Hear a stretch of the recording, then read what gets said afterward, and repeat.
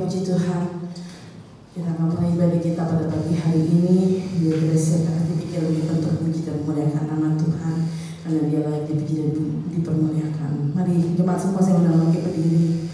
Bila kita datang ke hadirat Tuhan, kita akan sembah Dia, kita akan puji Dia. Haleluya Yesus. Haleluya.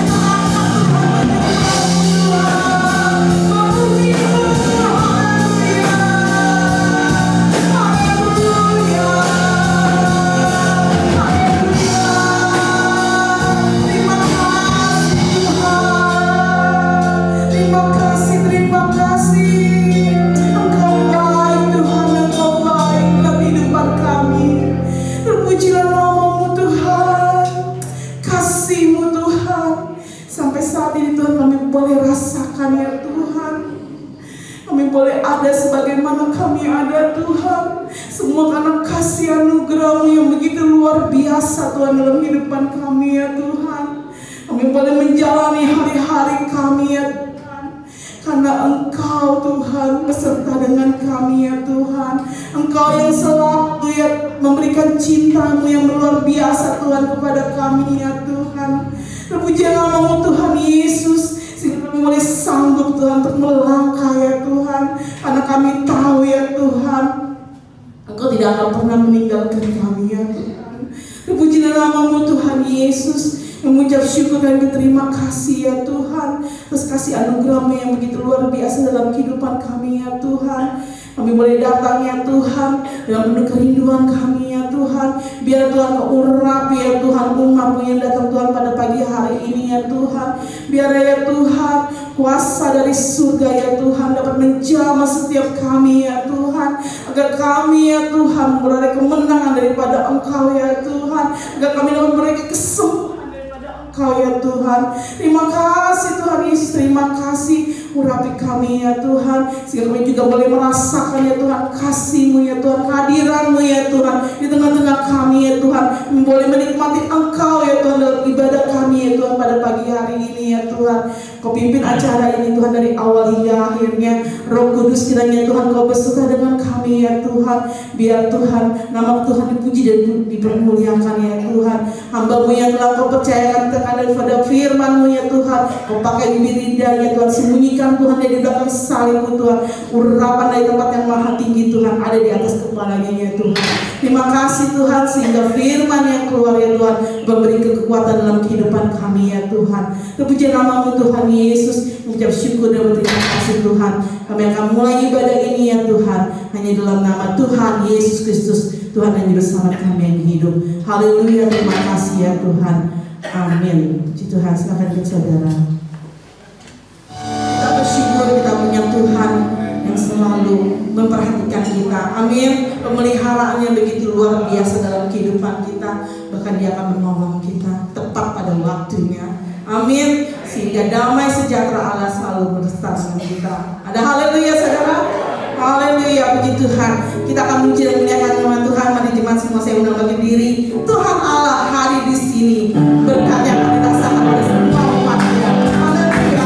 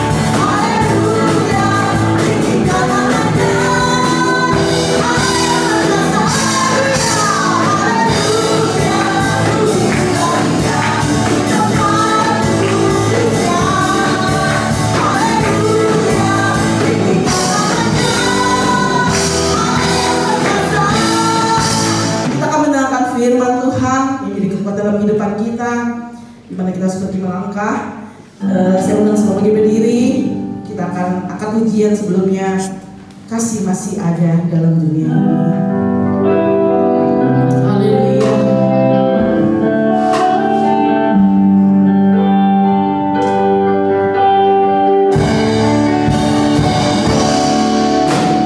Haleluya.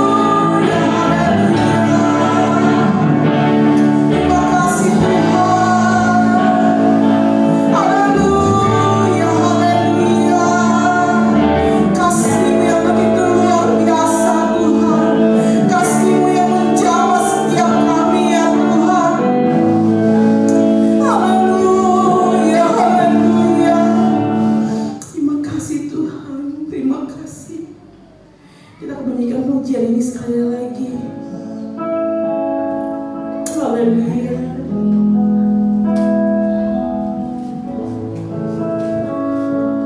Hanya yang pernah merasakan,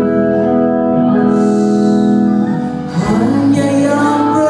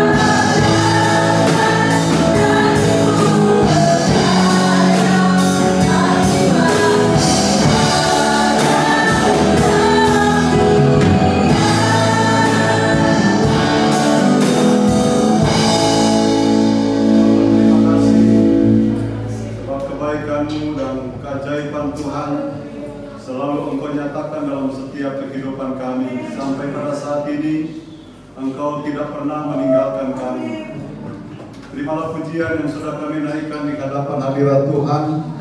Dan kalau sebentar kembali kami akan mendengarkan kebenaran firman Tuhan, berbicara lagi bagi kami semua. Urapi hamba-Mu, urapi kami semua. Kami rindu kebenaran firman Allah yang Engkau sendiri berbicara kepada kami, melawat kami, menyatakan kuasa-Mu di dalam setiap hidup kami. Karena kami sangat membutuhkan firman-Mu di dalam setiap perjalanan hidup kami. Terima kasih Bapa di sorga, segala gangguan roh jahat kami tolak dalam nama Tuhan Yesus Kristus. Dan kami semua dapat menikmati dan merasakan di dalam kebenaran firman Allah ada kuasa yang luar biasa yang sanggup mengangkat kami, membangunkan iman percaya kami, bahkan sanggup memulihkan, sanggup menyembuhkan kepada kami yang sakit. Dalam nama Tuhan Yesus Kristus kami sudah berdoa dan kami sambut kebenaran firman Tuhan. Haleluya. Amin. Puji Tuhan.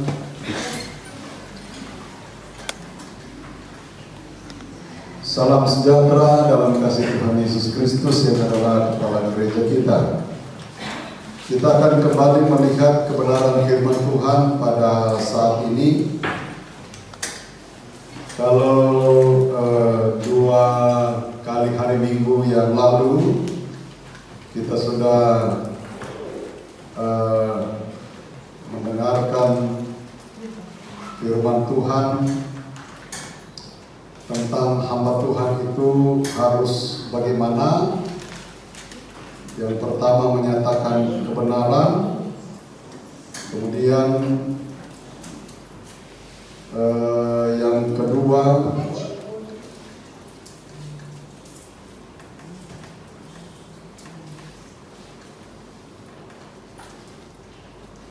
untuk dilakukan oleh orang percaya. Puji Tuhan. Saudara-saudara, kita akan kembali melihat pada saat ini kebenaran firman Allah yang masih bersangkutan dengan hamba Tuhan. Dan seorang hamba Tuhan itu harus mengajar dengan benar. Ya. Jadi sebagai hamba Tuhan, dan saya yakin ini juga bukan hanya berbicara tentang kami sebagai pendeta yang melayani di mimbar, tetapi ini juga berbicara saudara-saudara semua, jemaat yang ada, kita semua adalah hamba Tuhan. Amin. Sehingga pesan-pesan atau firman-firman yang sudah Tuhan berikan, Tuhan tanamkan kepada kita, itu harus dilanjutkan.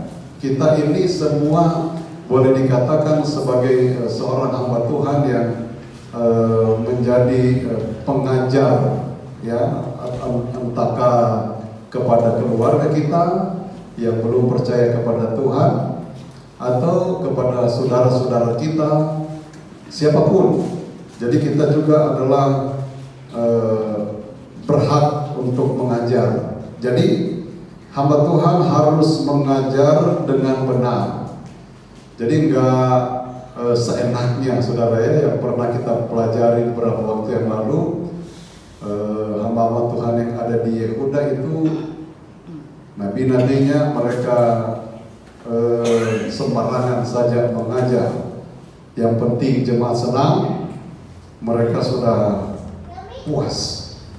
Tetapi sebagai seorang hamba Tuhan harus mengajar, dan mengajar itu harus dengan benar.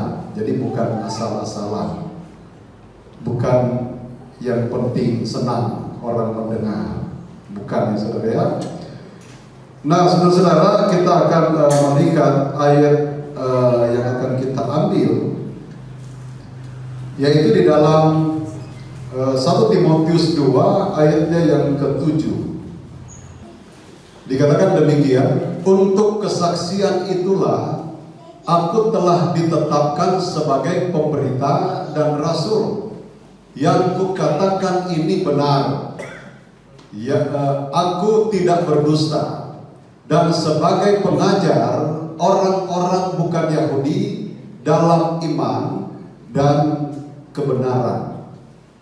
Jadi saudara, kita masih berbicara tentang seorang Rasul Paulus yang kemudian dia memberikan satu nasihat kepada Timotius.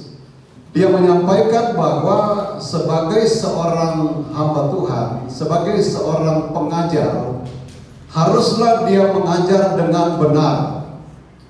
Ya. Untuk kesaksian itulah aku telah ditetapkan sebagai pemberita dan rasul, yang kukatakan ini benar. Jadi yang disampaikan oleh Rasul Paulus itu berdasarkan kebenaran, berdasarkan hal yang sesuai dengan firman Allah, dan itu tidak boleh dilanggar. Beberapa minggu yang lalu kalau tidak salah, saudara-saudara, telah disinggung bagaimana seorang hamba Tuhan yang menyampaikan kebenaran harus berdasarkan firman Allah, harus berdasarkan yang benar. Sehingga walaupun mungkin itu sesuatu yang tidak enak didengar, tetapi kalau itu adalah kebenaran, yaitu harus disampaikan. Sekali lagi saudara, sebagai seorang hamba Tuhan harus menyampaikan apa yang benar sesuai dengan apa yang Tuhan inginkan, sesuai dengan kebenaran itu. Nah, ada yang melatar belakangi saudara, sehingga Rasul Paulus dia mengatakan bahwa untuk kesaksian itulah aku telah ditetapkan sebagai pemberita dan rasul. Kesaksian yang mana? Ya. Kalau kita membaca di dalam ayatnya yang ke-5 dan ayatnya yang ke-6, dia menyinggung tentang Yesus. Jadi yang disampaikan oleh Rasul Paulus adalah tentang kebenaran, yaitu Yesus sendiri. Karena Allah itu Esa, dan Esa pula Dia yang menjadi pengantara antara Allah dan manusia. yaitu manusia Kristus Yesus. Ayat yang ke-6, yang telah menyerahkan dirinya sebagai tebusan bagi semua manusia, itu kesaksian pada waktu yang ditentukan. Makanya di dalam ayat yang ke-7 dikatakan, saudara, bahwa kesaksian itulah, untuk kesaksian itulah. Kemudian dia menjadi seorang hamba Tuhan, menjadi seorang rasul, menjadi seorang pelayan Tuhan. Jadi dia tidak berdasarkan apa yang menjadi pengetahuan daripada Rasul Paulus sendiri, tetapi dia berdasarkan pengalamannya dengan Yesus. Sehingga pengalaman dia dengan Yesus itulah yang kemudian dia nyatakan, dia saksikan, dia sampaikan, dia beritakan kepada orang lain. Dan dia sangat berpesan kepada Timotius untuk dapat menyampaikan kebenaran itu kepada orang lain. Nah, saudara-saudara, kalau kita memperhatikan, saudara, di sini, maka ada perbedaan, ya, ada perbedaan sebelum percaya Yesus dan sesudah percaya Yesus. Kenapa saya tekankan di sini sebelum percaya Yesus dan sesudah percaya Yesus? Sebab Yesus sudah datang. Kalau berbicara Yesus berarti berbicara juga bahwa dia diutus oleh Allah menjadi manusia, lahir dari Maria. Sehingga cara pandang ini, saudara, sekali lagi saya mau tegaskan kepada kita, jangan sampai cara pandang yang dipakai oleh orang Israel pada waktu itu, sebagian banyak, ya, sebagian besar orang Israel yang diwakili oleh orang Farisi dan ahli Taurat adalah bahwa mereka tidak mengakui Yesus itu sebagai Tuhan. Mereka hanya memandang, menilai bahwa Yesus itu adalah manusia biasa, sehingga tidak ada sesuatu yang dapat dilakukan oleh Yesus kepada siapapun juga dia yang menganggap bahwa dia itu hanyalah manusia biasa. Tidak ada mujizat yang Tuhan nyatakan kepadanya. Tetapi kalau kita perhatikan satu keyakinan yang dimiliki oleh Rasul Paulus, dia mengungkapkan bahwa pada waktu dia belum percaya kepada Yesus, dan pada waktu dia percaya kepada Yesus, ini merupakan satu perbedaan yang sangat mencolok yang harus dirasakan. Dan dalam hal ini Rasul Paulus dia betul-betul merasa ada perbedaan yang sangat luar biasa sebelum dia percaya kepada nama Yesus dan setelah dia percaya kepada Yesus. Dan ini pun, saudara-saudara, harus menjadi satu keyakinan kita sebagai orang yang percaya sekarang, bahwa kita harus adakan satu perbedaan pada waktu kita sebelum kita percaya kepada Tuhan, kepada Yesus, dan setelah kita percaya kepada Yesus. Dan percaya kepada Yesus di sini sekali lagi, saudara, jangan sama seperti sebagian besar orang Yerusalem, orang Israel yang menganggap Yesus hanya manusia biasa. Jangan. Sebab nanti kita akan melihat, saudara, kalau kita tidak percaya kepada Yesus sebagai Tuhan dan Juru Selamat, berarti kita menjalankan adat istiadat orang Farisi dan ahli Taurat atau hukum Taurat. Nanti juga kita akan melihat sebentar. Nah, yang pertama kita melihat dulu sesudah percaya. Ya, sesudah percaya ada banyak sebenarnya pengalaman daripada Rasul Paulus sesudah dia percaya kepada Tuhan.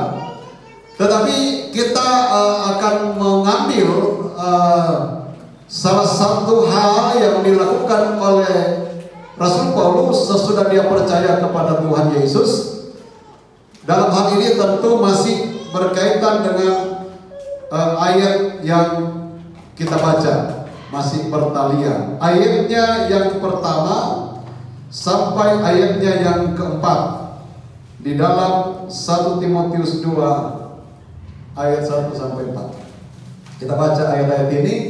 Pertama-tama aku menasehatkan, naikkanlah permohonan doa syafaat dan ucapan syukur untuk semua orang. Nah, ini yang saya ingin tekankan, saudara, yang dilakukan oleh Rasul Paulus setelah dia percaya sungguh kepada Yesus. Dia menaikkan doa syafaat untuk semua orang. Di sini dikatakan, nanti kita akan mengadakan perbandingan dengan sebelum dia percaya kepada Tuhan, ya, kepada Yesus maksudnya. Dia percaya kepada Tuhan, kepada Allah, tetapi kepada Yesus sebelumnya tidak. Ya, permohonan doa syafaat dan ucapan syukur untuk semua orang. Lalu kemudian lanjut, untuk raja-raja dan untuk semua pembesar, agar kita dapat hidup tenang dan tentram dalam segala kesalehan dan kehormatan. Ayat 3. Itulah yang baik dan yang berkenan kepada Allah Juru Selamat kita. Ayat 4. Yang menghendaki supaya semua orang diselamatkan dan memperoleh pengetahuan akan kebenaran. Nah, inilah saudara-saudara yang dilakukan oleh salah satu yang dilakukan oleh Rasul Paulus pada waktu dia betul-betul percaya kepada Yesus.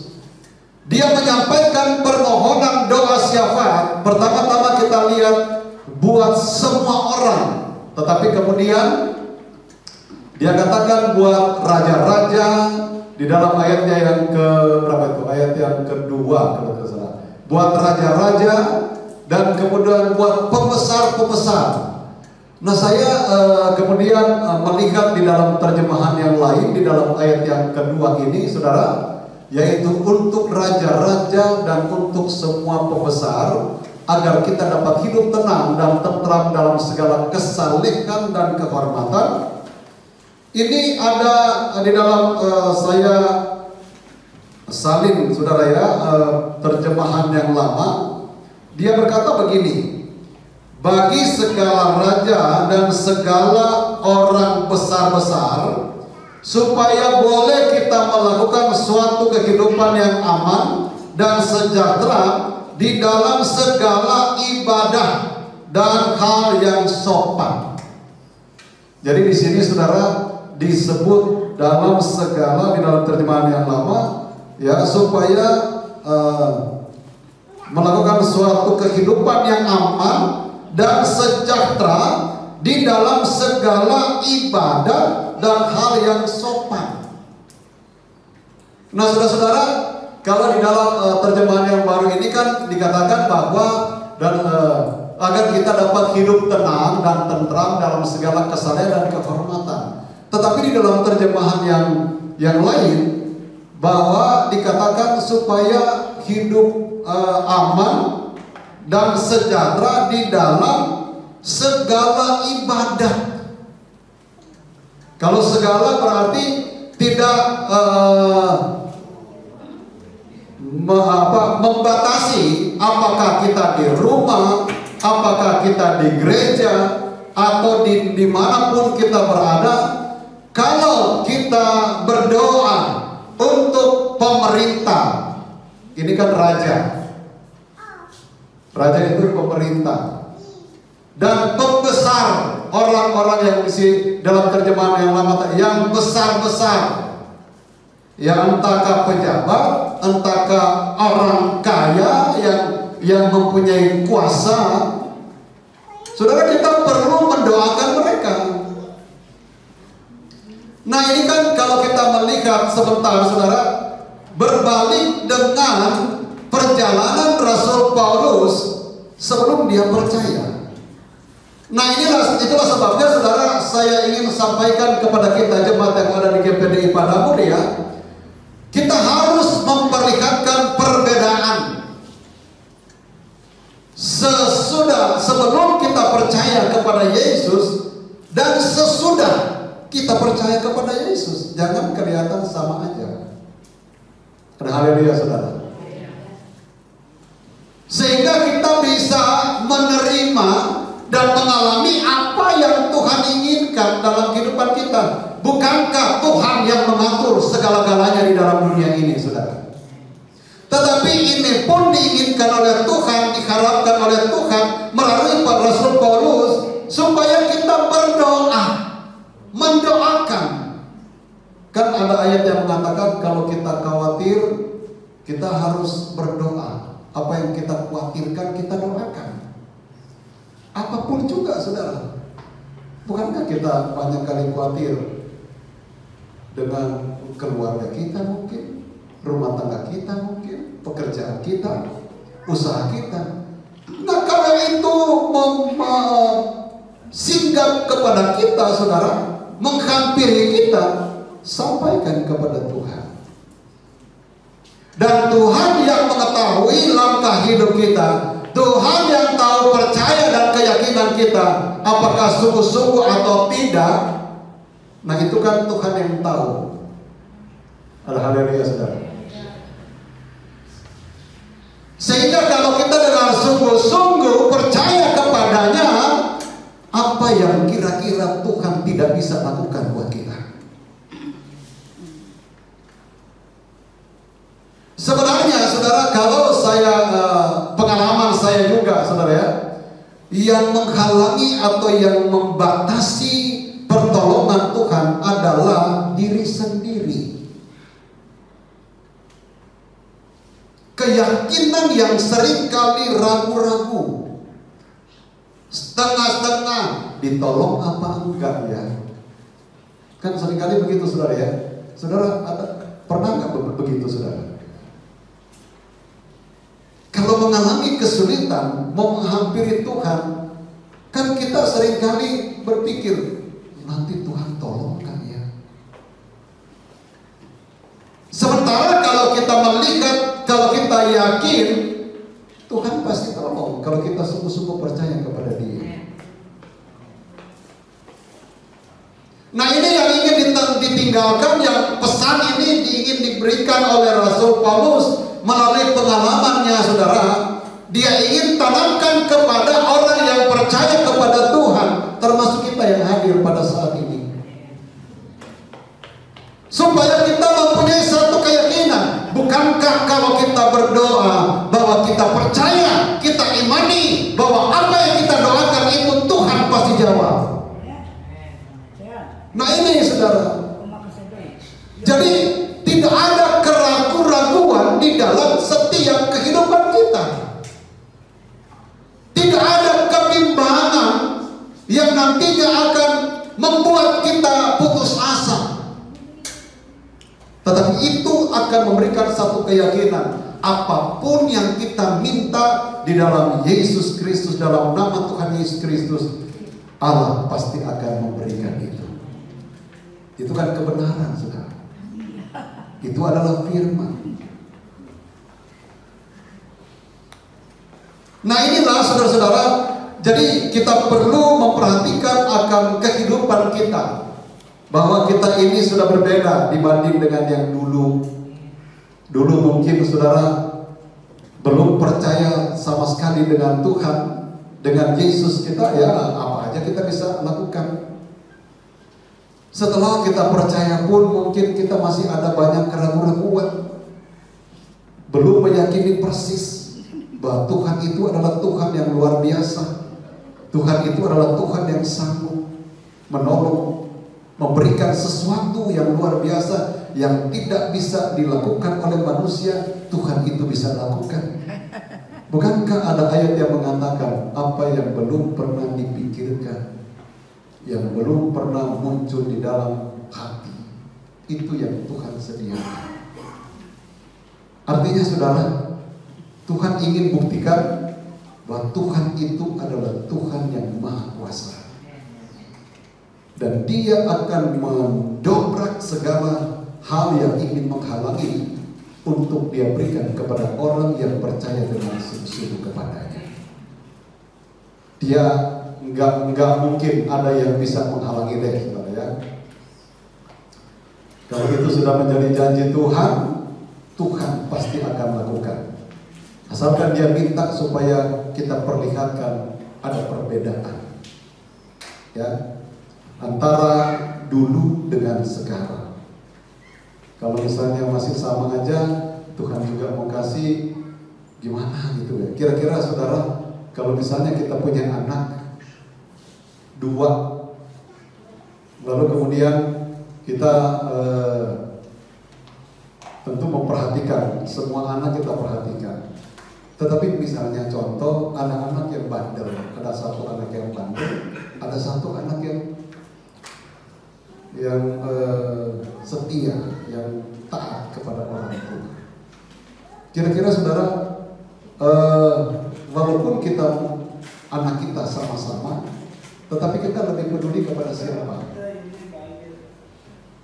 Bukan berarti saudara, kalau misalnya kita melihat anak yang bandel itu kita nggak sayang. Tetapi kan kita tahu bagaimana keberadaan anak ini. Misalnya anak yang bandel, misalnya kita kasih sesuatu, dia pergunakan dengan hal yang salah, apakah kita akan berikan? Kan enggak kan? Nah, sementara anak yang dengar-dengaran ini, apapun yang kita berikan kepada dia kerjakan, dia lakukan sesuatu yang baik, menyenangkan orang tuanya. Nah, begitu saudara dengan Tuhan kita. Dia selalu berikan, semuanya Dia berikan, tetapi pemberian Tuhan itu juga sebagai satu ujian dan juga sebagai sesuatu yang dinilai Tuhan Dia bisa untuk melakukannya. Karena terlalu banyak orang saudara yang awalnya misalnya berdoa, kan ada banyak kesaksian ya. Misalnya ada seorang anak Tuhan datang, bantu doa. Oke, didoakan. Setelah didoakan, dia diberkati. Tetapi dia tidak bisa kemudian memposisikan sebagai seorang anak Tuhan yang benar. Ya, dia bisa dikuasai oleh berkat itu. Sehingga dia dikendalikan, bukan lagi dia yang mengendalikan berkat itu, tapi berkat itu yang kendalikan dia. Sehingga bisa saja dia melupakan Tuhan. Betul saudara? Betul nggak saudara? Tetapi orang yang taat, yang setia, Tuhan memberikan sesuai dengan kapasitasnya, kemampuannya. Dan itu pasti dia pergunakan dengan semaksimal mungkin. Dan Tuhan kan mengajar segala sesuatu itu dari Dia, untuk Dia, dan segala kemuliaan hanya bagi Dia. Jadi kita punya apa sebenarnya? Sebenarnya kalau kita lihat saudara, kita ini nggak punya apa-apa sebenarnya. Semuanya Tuhan punya. Betul apa betul saudara?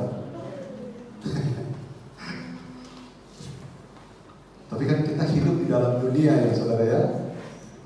Kita dikasih pikiran, kasih perasaan. Rasa-rasanya kalau saya kasih begini, nanti saya kurang. Itu kan otak kita ini dipengaruhi dengan keadaan kebutuhan di dalam dunia ini. Bisa-bisa kita tidak lakukan firman karena keadaan. Nah itu saudara ya. Jadi kita harus kuasai keadaan, bukan keadaan yang kuasai kita. Amin. Puji Tuhan. Dan Rasul Paulus kalau kita perhatikan, dia sangat dikuasai oleh firman, sehingga dia memposisikan sebagai seorang hamba Tuhan, mengajar kepada orang lain. Dia sangat hati-hati, ini firman atau bukan. Kalau bukan dari firman, melalui pengalaman dia tidak akan berikan. Gitu saudara ya. Nah, itu Rasul Paulus, saudara, yang kita melihat di sini. Nah, itu yang pertama sesudah percaya yang dilakukan oleh Rasul Paulus sebenarnya banyak, tetapi yang kita ambil satu hal tadi, yaitu doa. Ya, doa itu penting loh, saudara. Saudara suka berdoa enggak? Berdoa, kalau kita lihatkan Rasul Paulus di sini, dia katakan sampaikanlah doa syafaat. Jadi panjanglah, saudara ya. Jadi bukan hanya sekedar kalau mau makan doa makan, kalau mau tidur doa tidur. Enggak, tetapi ada satu persekutuan yang dilakukan oleh Rasul Paulus untuk bisa dia menyampaikan doanya di hadapan Tuhan. Ada waktu yang dia sediakan untuk Tuhan. Ya. Nah, kita melihat yang kedua sebelum percaya. Ayat yang cukup panjang, tetapi ini adalah pengalaman daripada Rasul Paulus sebelum dia percaya. Apa yang dilakukan oleh Rasul Paulus? Filipi pasal yang ketiga, ayat yang kedua sampai ayat yang ke-11. Nah, ini yang dilakukan oleh Rasul Paulus, termasuk juga dia mengingatkan, ya, mengingatkan ini sebenarnya kata-kata atau tidak enak sebenarnya ya, yang dia sampaikan, yang dia tujukan kepada yang lain. Ya, nanti saudara kita lihat dia tujukan kepada siapa. Ayat yang kedua dikatakan, hati-hatilah terhadap anjing-anjing, hati-hatilah terhadap pekerja-pekerja yang jahat, hati-hatilah terhadap penyunat-penyunat yang palsu. Karena kitalah orang-orang bersunat yang beribadah oleh Roh Allah dan bermegah dalam Kristus Yesus dan tidak menaruh percaya pada hal-hal lahiriah. Perhatikan saudara ya, ini kita beribadah kepada Tuhan dan kita tidak mendasari ibadah kita dengan hal lahiriah, tetapi perkara rohani, roh. Sekalipun aku juga ada alasan untuk menaruh percaya pada hal-hal lahiriah. Jika ada orang lain menyangka dapat menaruh percaya pada hal-hal lahiriah, aku lebih lagi. Nah, ini sebentar kita lihat apa aktivitas yang dilakukan oleh Rasul Paulus. Ya, ini yang dia ingin jelaskan, bahwa dia sebelum percaya kepada Yesus, apa yang dilakukan oleh Rasul Paulus? Disunat pada hari ke-8 dari bangsa Israel, dari suku Benyamin, orang Ibrani asli. Tentang pendirian terhadap hukum Taurat, aku orang Farisi. Nah, itu saudara. Jadi dia adalah seorang yang ahli hukum Taurat.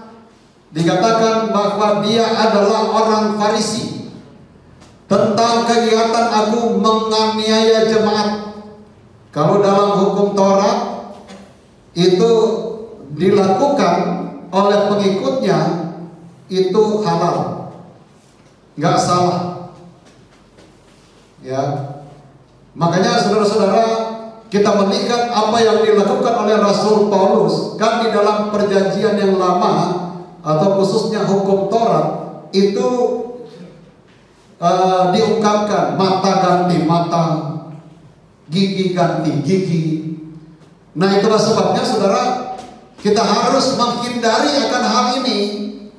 Karena sekali lagi saudara, sekalipun kita sudah percaya kepada Yesus sekarang ini, bisa saja aktivitas kita, perjalanan kita, sikap kita, kita masih melakukan atau menjalankan hukum Taurat yang seharusnya itu sudah dirubah, sudah digenapi oleh Yesus.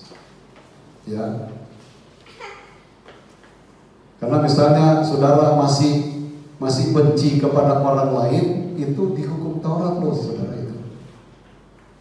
Nggak mengasihi orang lain, kan tadi sudah dijelaskan tentang orang yang sudah percaya dengan sungguh-sungguh itu doanya itu kepada semua orang, raja-raja, pembesar-pembesar, itu yang berkenan di hadapan Tuhan. Nah itu yang harus kita tanamkan saudara. Jangan ini yang dilakukan oleh Rasul Paulus sebelum dia percaya kepada Yesus. Masih ada di sini yang benci kepada orang lain. Kalau misalnya ditegur, misalnya ada nggak saudara? Gak boleh begitu dan lain sebagainya. Tapi puji Tuhan di sini semuanya melakukan kehendak Tuhan. Tentang kegiatan aku penganiaya jemaat, tentang kebenaran dalam mentaati hukum Taurat, aku tidak bercacat. Nah saudara, di dalam peraturan hukum Taurat harus dilakukan semua.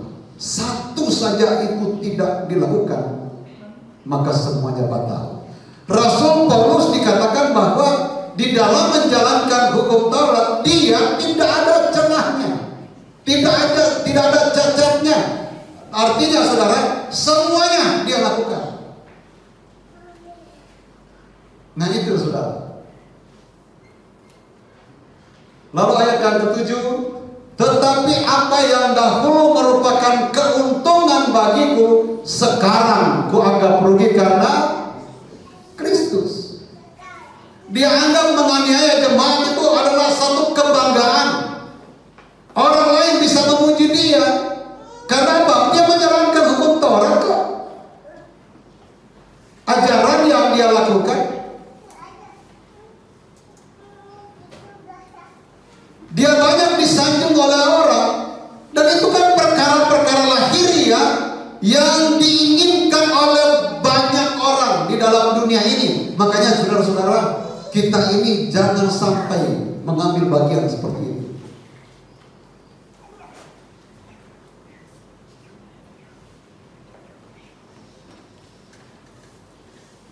Ayat yang ke-8, malahan segala sesuatu kuanggap rugi karena pengenalan akan Kristus Yesus Tuhanku. Kenal kepada Yesus saudara, itu yang paling penting. Bukan hanya sekedar kenal, tetapi percaya kepada Tuhan dan melakukan kebenarannya.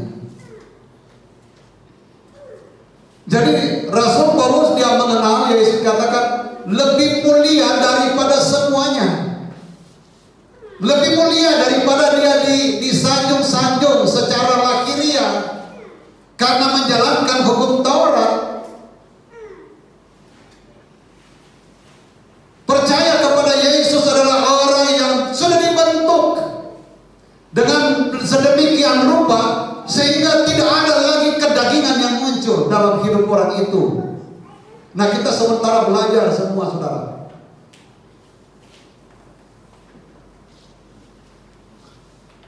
Oleh karena dialah aku telah melepaskan semuanya itu dan menganggapnya sampah. Waduh saudara ya, orang yang pintar, dia anggap semua yang dia lakukan karena itu bertentangan dengan keyakinannya kepada Yesus, dia anggap itu semua sampah. Sampah itu ada artinya kan? Ada sih ya, sekarang didaur ulang.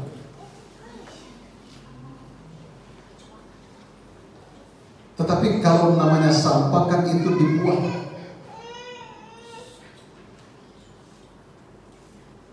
dilempar. Nah itu saudara. Jadi dia buang semuanya itu. Dia tidak lagi memakai atributnya sebagai seorang yang luar biasa, sebagai pengikut hukum Taurat yang sejati, yang gak ada cacatnya. Tadi dikatakan Oleh karena dialah aku telah melepaskan semuanya itu dan menganggapnya sampah, supaya aku memperoleh Kristus. Ini yang perlu kita cari. Ada haleluya saudara. Kita perlu mendapatkan Yesus. Kalau kita sudah mendapatkan Yesus saudara, pusing amat dengan jabatan, pusing amat dengan kekayaan. Karena semuanya Tuhan punya kok.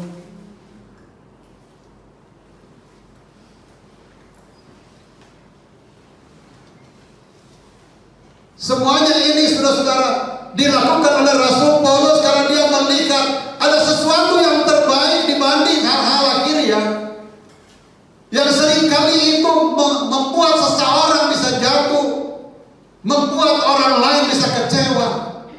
Kan banyak saudara-saudara, oleh karena mengejar sesuatu, senggol sana, senggol sini, sakitin sana, sakitin sini, nggak peduli dia mau orang lain sakit ke, mau orang lain bagaimana ke, yang penting tujuannya tercapai. Nah itu saudara, nah ini yang perlu kita perhatikan sebagai orang yang percaya, bahwa kita adalah orang yang percaya kepada Yesus yang sudah ada perubahan. Dan harus ada saudara, tidak boleh enggak. Sebab kalau tidak sangat disayangkan, berarti kita masih dipengaruhi dengan hukum Taurat yang seharusnya itu sudah digenapi, tetapi karena dia tidak mengerti tentang keyakinannya yang sungguh kepada Yesus, dia tetap jalankan saja. Mau marah sama orang pusing amat, mau benci sama orang pusing amat. Tapi puji Tuhan di sini enggak ada. Bikin enggak enak sendirilah sebenarnya saudara. Enggak mungkin maju orang kalau misalnya imannya kalau masih menempel begitu. Tapi puji Tuhan di sini semuanya maju di dalam Tuhan. Haleluya saudara. Karena kita punya hati yang betul-betul percaya kepada Tuhan. Ayat yang ke-9.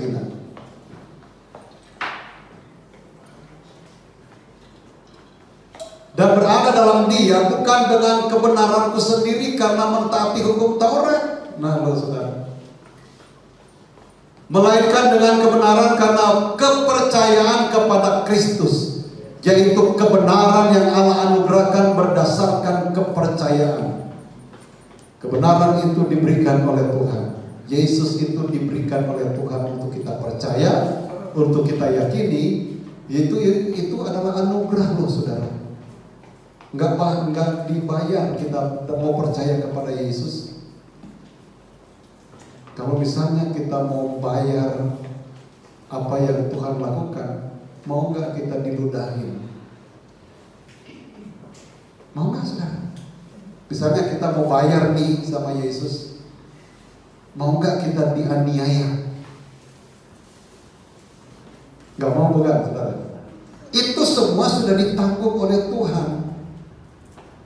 Nah, kalaupun misalnya saudara ada terjadi sesuatu yang seperti tadi, itu sudah bagian dari penderitaan dan apa yang Tuhan izinkan saudara. Di balik itu ada kemuliaan dari Tuhan. Sebab orang-orang yang mengalami hal itu tentu Tuhan dia mampu. Kalau Tuhan lihat mudah tersinggung, nggak kuat, Tuhan nggak akan berikan itu. Tetapi tetap percaya loh sama Tuhan ya. Karena dia akan diuji. Ujian itu kan untuk naik tingkat. Nah kalau Tuhan lihat dia mudah tersinggung, ya susah juga saudara ya. Yang penting sudah kadar anugerah Tuhan sudah sampai di situ. Bagaimana dia mau maju? Sudah misalnya Tuhan izinkan sesuatu, dia tersinggung. Bahkan kan tidak heran ada juga yang nggak mau lagi masuk gereja. Ada ya? Ada kan saudara ya? Banyak. Nah ini kan sesuatu yang kita perlu perhatikan saudara. Tuhan mau mengangkat, tetapi tidak mau tersinggung.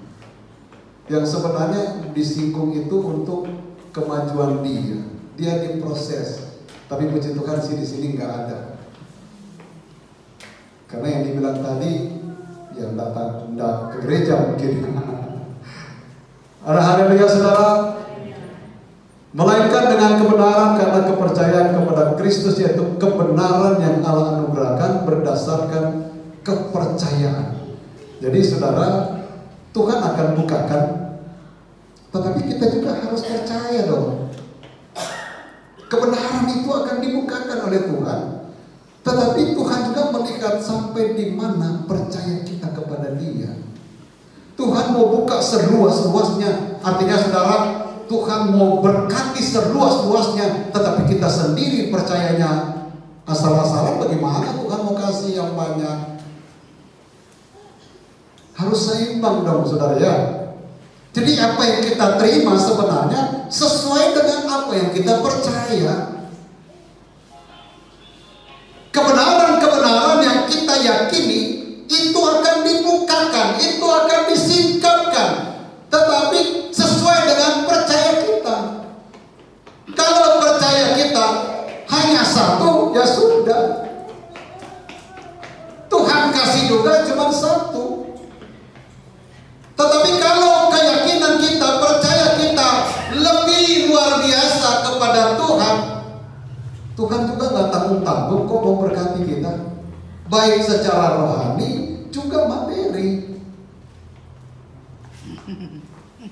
Tapi kan yang menahan itu sebenarnya kita sendiri mungkin ya, percaya kita. Jadi Tuhan mau buka juga rahasia janji-janjinya, firman-Nya, kebenarannya. Mau bagaimana? Kan melihat sesuai dengan kapasitas kita, penerimaan percaya kita kepada Tuhan.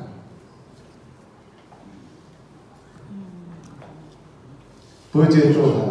Ada haleluya saudara. Tuhan baik buat kita ya. Ayat yang ke-9. Ayat yang ke-10. Yang ku kehendaki, nah ini saudara ya, luar biasa. Rasul Paulus dia malah kalau boleh dikata dia tidak mau yang senang-senang. Itu Rasul Paulus saudara. Dia yang dan tidak mau yang gampang-gampang, nggak mau dia. Padahal kalau mau pikir tentang keberadaannya, dia kan punya banyak pengalaman. Dia orang pintar kok. Mau apa aja dia bisa lakukan. Tetapi itu tidak dilakukan oleh Rasul Paulus. Malah yang dia katakan ini yang susah-susah, yang dikehendaki oleh Rasul Paulus. Kalau kita punya hati seperti Rasul Paulus, luar biasa saudara. Ada haleluya saudara. Kita baca sama-sama deh ayat ini. Ini kan susah-susahnya Yesus loh saudara. 2, 3. Yang ku kehendaki ialah mengenal Dia dan kuasa kebangkitannya. Itu kan.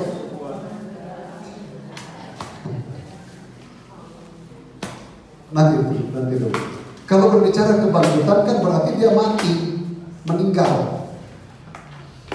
Meninggalnya kan gak gampang saudara. Ya, kebangkitannya terus dan persekutuan dalam penderitaannya.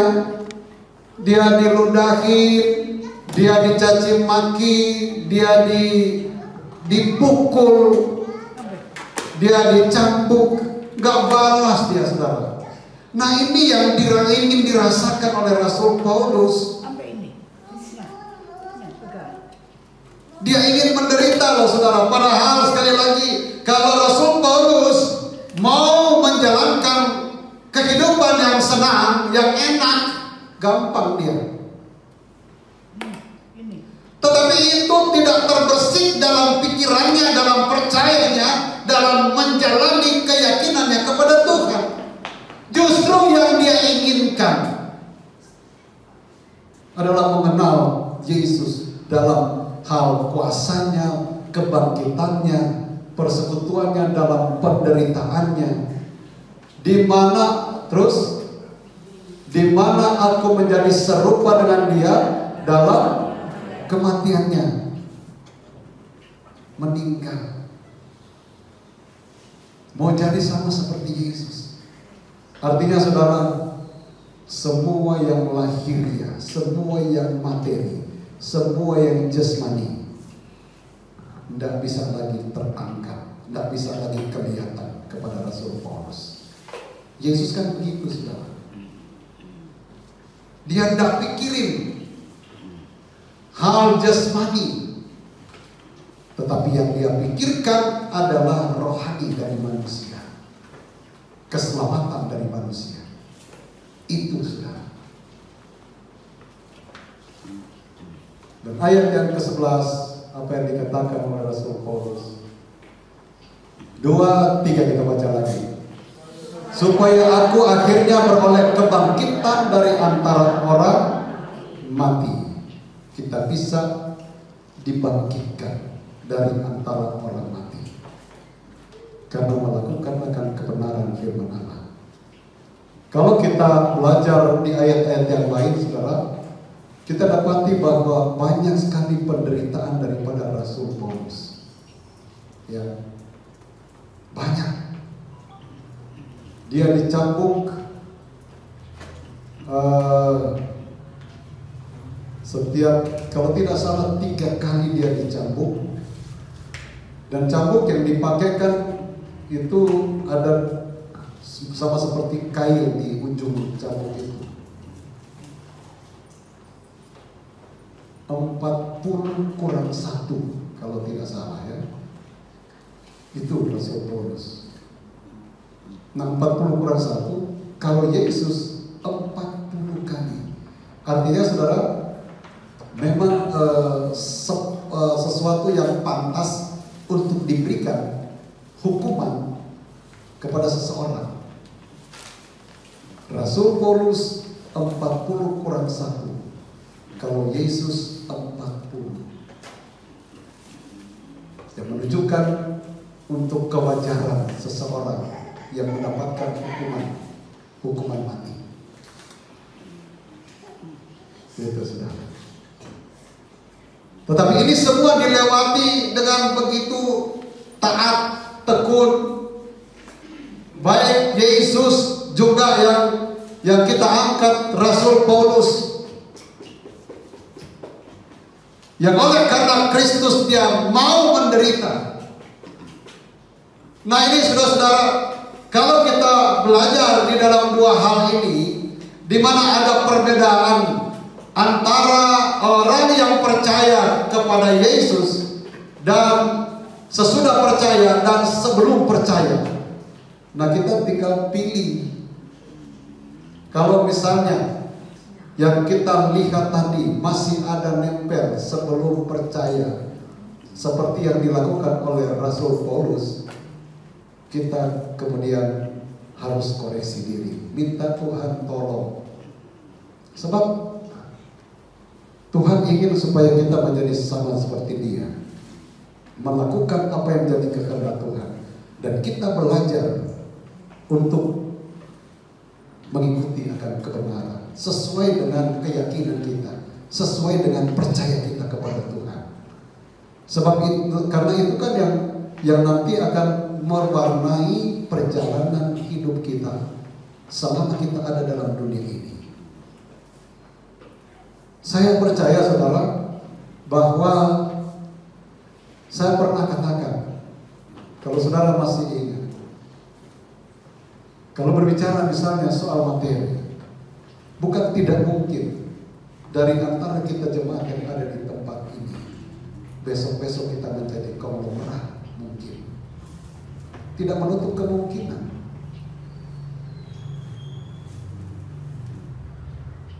Dan ini saya yakin saudara diingatkan kepada kita untuk kita sama-sama belajar bagaimana percaya dengan sungguh-sungguh kepada Tuhan.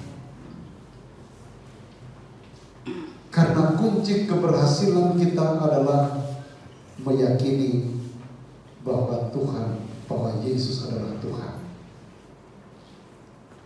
Itu adalah sesuatu yang harus kita patenkan dalam hati kita. dalam kehidupan kita. Dan kita minta kepada Tuhan, kalau masih ada hal-hal yang perlu dirubah, yang masih mengikuti hukum Taurat mungkin, yang sekarang kita sudah jalani, di mana Tuhan Yesus Kristus sudah menggenapinya. Mari kita mau minta kepada Tuhan. Tuhan, saya minta supaya Tuhan tolong, supaya ada kekuatan dari Tuhan untuk melakukan kebenaran firman-Mu. Karena saya percaya Tuhan ingin sekali memberkati kita semua. Amin. Baik secara materi, peristiwa secara rohani. Yang harus kita andalkan, yang harus kita perhatikan, yang terutama adalah perkara rohani. Itu yang harus kita lihat dalam kehidupan kita, supaya kita boleh menjalani hidup ini sesuai dengan kehendak Tuhan, sehingga pelayanan kita, ibadat kita, setiap saat aktivitas kita, pekerjaan kita, keluarga, rumah tangga, itu semua ada di dalam tangan Tuhan, dan Tuhan pasti memberkati kita semua. Puji Tuhan, saudara, mari kita bangkit berdiri dan kita naikkan pujian bagi Allah yang mulia. Bagi Allah yang mulia, yang bertahan di kerajaan surga.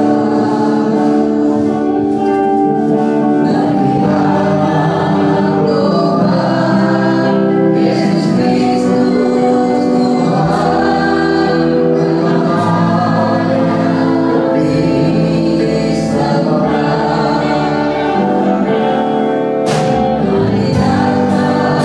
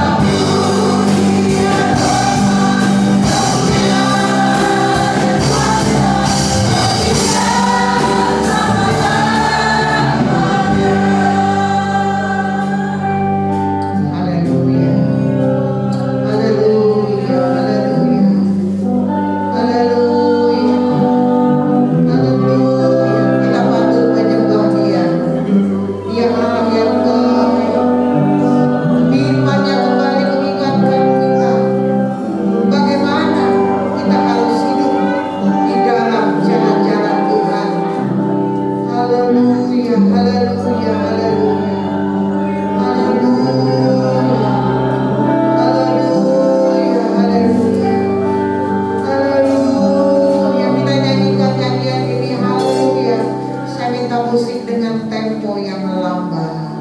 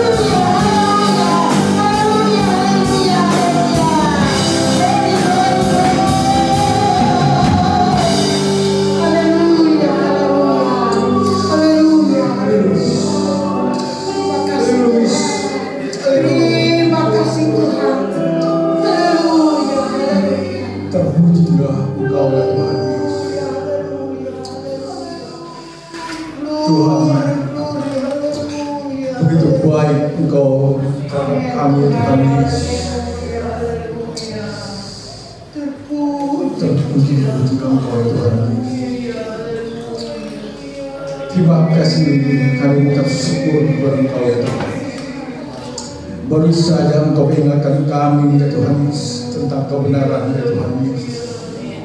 Tuhan, Terpujilah Engkau Tuhan Yesus, dan kami sembah selalu Tuhan Yesus. Engkaulah Tuhan yang semua yang hidup ya Tuhan Yesus. Engkaulah Tuhan yang mengerti segala bahasa kami ya Tuhan Yesus. Tuhan, kami bermohon kepada Engkau Tuhan Yesus. Tuhan, kami bawa doa kami, doa syafaat kami kepada Engkau Tuhan Yesus. Terimalah Tuhan doa kami pagi hari ini Tuhan Yesus. Kami serahkan semuanya, seluruh jemaat ke tangan kasih-Mu Tuhan Yesus.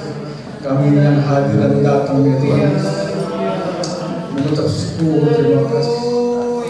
Sukacita yang kami dapatkan ya Tuhan Yesus. Terus saja berfirman untuk kami Tuhan, dan kebenaran ya Tuhan Yesus, kami terima ya Tuhan Yesus. Tuhan, betapa kami muliakan dari Engkau Tuhan Yesus di pagi hari ini.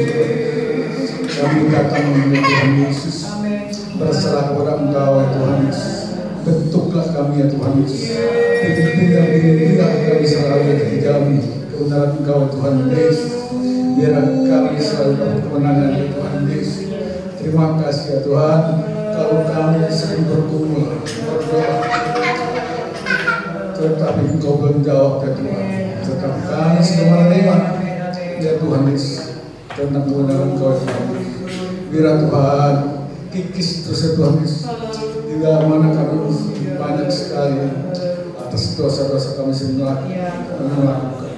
Sering kami ada kepahitan ya Tuhan Yesus. Sering kali kami tetangga, saudara kami sering menyimpan kepahitan ya Tuhan.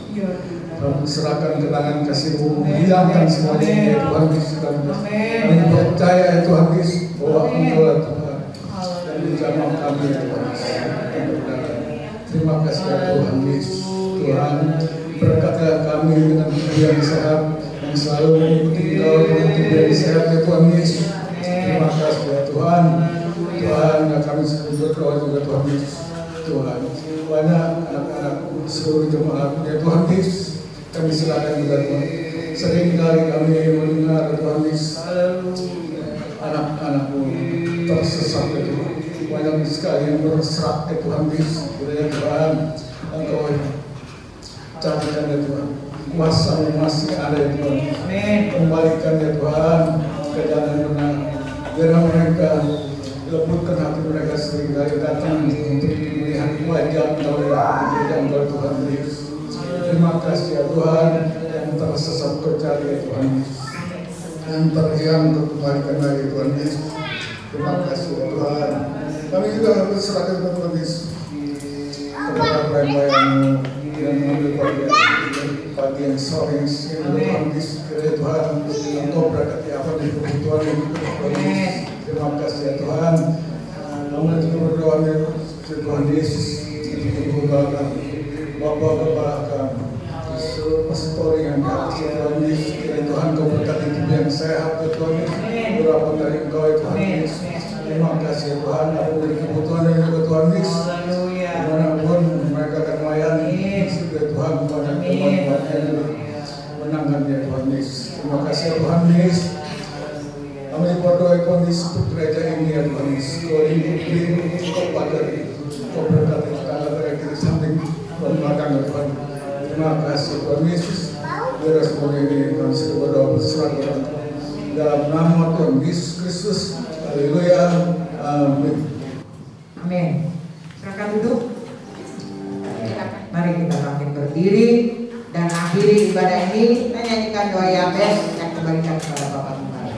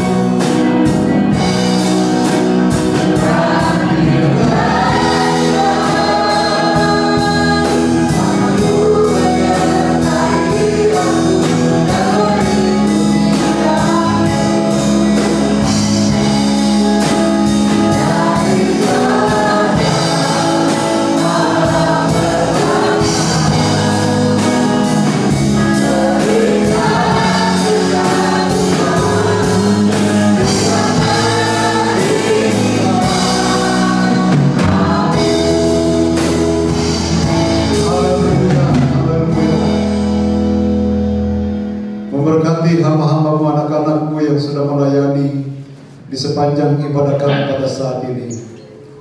Semua korban persembahan yang diberikan dalam bentuk apapun, dalam nama Tuhan Yesus Kristus semuanya diberkati oleh Tuhan. Semua aktivitas yang kami jalankan dan kami lakukan ini semua oleh karena kepercayaan Tuhan. Bapa, kiranya terus Engkau melindungi kami, menyertai, tuntun kami, hikmat, kebijaksanaan, pengurapan Tuhan terus menjadi bagian kami. Sehingga ketika kami melangkah untuk beraktivitas sesuai dengan apa yang Tuhan percayakan, maka kami diberkati dan dilindungi oleh Tuhan. Kami juga berdoa bahwa saudara-saudara kami, keluarga jemaat yang tidak bersama dengan kami, kalau mereka dalam keadaan sakit dimanapun mereka berada, Engkau Allah yang ajaib, Engkau sanggup menyatakan kasih dan pertolongan-Mu. Engkau jamah dalam nama Tuhan Yesus Kristus, mereka boleh disembuhkan oleh Tuhan. Kami tetap juga berdoa buat bangsa, negara, pemerintah yang ada di Indonesia. Engkau berkati bangsa kami ini, pulihkan bangsa kami ini, selamatkan bangsa kami ini ya Tuhan. Pemerintah diberikan hikmat agar mereka dapat menjalankan tugas mereka dengan sebaik-baiknya. Terima kasih banyak Bapa di sorga. Pemilu yang sudah berlangsung pada beberapa waktu yang lalu, kami percaya semuanya sudah ada dalam perlindungan pertolongan Tuhan. Dan kami yakin bahwa sampai kepada pengumuman dari KPU penetapan siapa yang menjadi pemerintah, siapa yang menjadi presiden dan wakil presiden, kami percaya juga Engkau yang akan melindungi, menjauhkan dari hal-hal yang tidak diinginkan. Engkau tetap berikan keamanan, berikan kedamaian ya Tuhan. Kuasai semuanya dalam nama Tuhan Yesus Kristus.